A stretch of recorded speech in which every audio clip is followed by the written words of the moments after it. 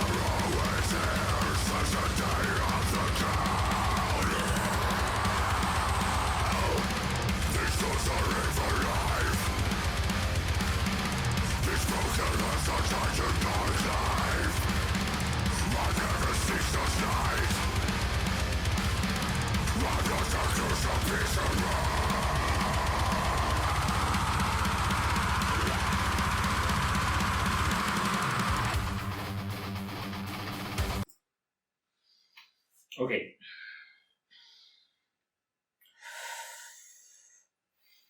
Are we gonna talk about the fact that the drums made this song?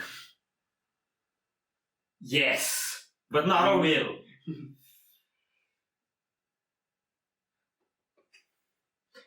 This is technical death metal. I mean, kind of. I thought it was Meshuggah. This is Meshuggah meets technical death metal. Only better than both. So it's technical gent metal from up north. Yes. My god, this... I said for Mute the Silent that it might be the most hectic we've done so far. We got a winner! This is definitely the most, like, all over the place they've gotten since... Yeah, but it still got a clear structure. I mean, it was verse, chorus, verse, chorus. Well, it was chorus, verse, something chorus, I think. I don't even know. I told myself the chorus was the clean vocals. Okay. Hashtag stink face too. So we gotta go. I mean, look, the sun's out. Let's make it go away.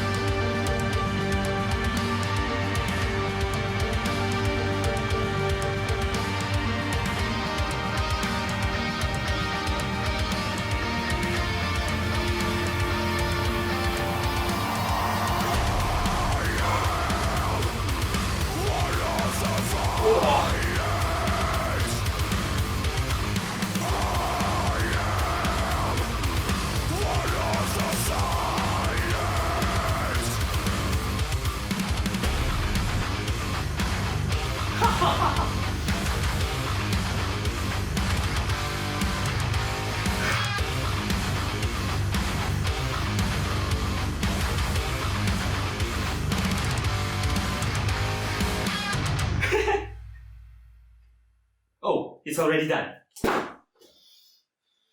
What the actual holy beep? Yeah. This riff at the end was killer with those little 3 off-tempo beats in the middle of it where you least expect it. You know, there's this reactor I've been looking at for a long time. His name's Mr. Rock and Roll. And he's on a Nightwish hype train, or at least he's been on a Nightwish hype train for a while. And after every single new song he reacted, he was like, nope, no, this is my favorite song. Yeah, I always thought, no, hang on, you can't do that. That's not right. That doesn't work. Then I found Orbit Culture. So, yeah, you know when I said I think Red Fog might be my favorite song? You know when I said The Shadowing might be my favorite song? You now prefer Cloudy Days. I think this might be my favorite song. And that does not deny the fact that the others are my favorite songs.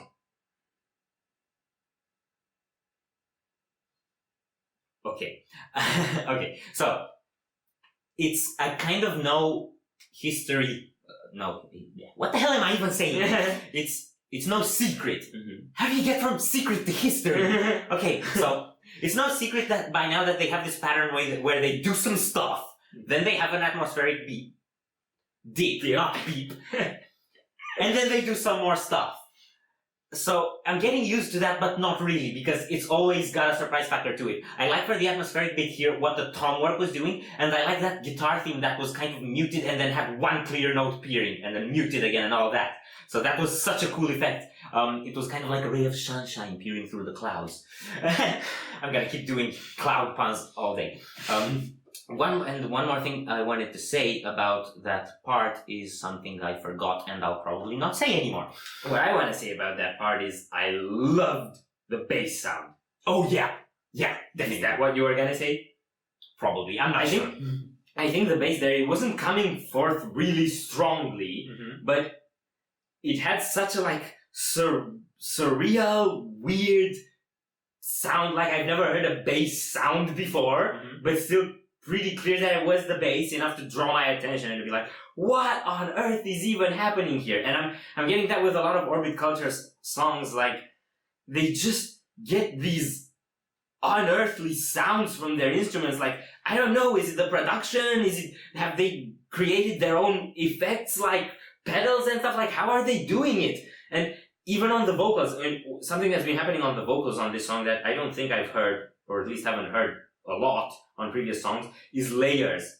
When they had like, I don't know, when it first kicked, for example, and there's a growl coming in, and then there's another one above it, and then another one shows up, and you just have this, well, I don't know, like a low growl and a high growl kind of layered. So I don't know if or how they pull that off on stage. I don't know if any of the other guys also do backing live maybe or whatever, but for studio work, that's absolutely phenomenal. Yeah. Like you said, the drums made the song super brutal, lots of galloping pedals, and I'm really obsessed with, I think there's a part that comes after the chorus. I don't remember if it was exactly after the chorus, when they start slicing it apart, that it feels really, really progressive. I think it's the most progressive I've heard Orbit Culture to this day. And then we just gotta talk about that riff after the build-up. Yeah, that was like, we're gonna give you this incredibly beefy, catchy groove so you can headbang, but actually no, because we're gonna throw some things in there that will put you off tempo. That's exactly what that was. Yeah, but it's not in a bad way, because you know, when you do something like you get a really strong groove, and then you start breaking it apart, sometimes it can be a bit like, that thing was working and then I broke it. Yeah. But here it's more like, that thing was really catchy, but it still has intricacy. And it still works at the same time, because you have the kick snare and the headbang pace. It's whacking you so hard that you can't not headbang, and you're so into it. So the guitar can go bananas. And another cool thing about it is that you had the riff repeat 4 times, and that part was actually just the first and third time, because you get it the first time, you expect it's gonna come in the second time, and the second time was actually still on tempo. And then it takes you by surprise again the third time. It was like,